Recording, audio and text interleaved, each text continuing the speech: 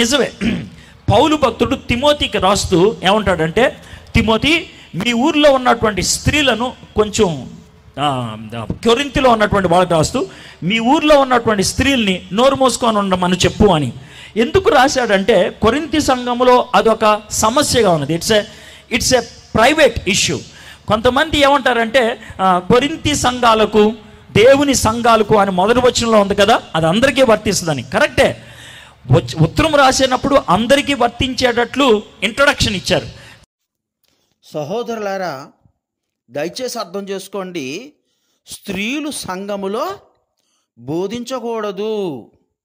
అపోస్తలుడైన పౌలు తిమోతికి రాస్తూ మొదటి పత్రికలో 2వ అధ్యాయం 12వ వచనంలో స్త్రీ మౌనంగా ఉండవలసినదే గాని ఉపదేశించుటకైనను ఆమెకు నేను సెలవియ్యను అని చెప్తున్నాడు. మనోళ్ళు చెప్తూ ఉంటారు స్త్రీలు పురుషులు ఇద్దరు సమానమే అని. అయితే మరి ఇంకొక వచనం కూడా రాయబడి ఉండాలి. ఏమని?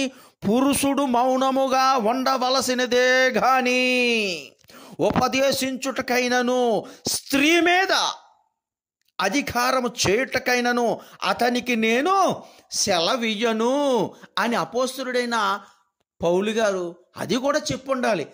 ఎందుకు చెప్పలేదు?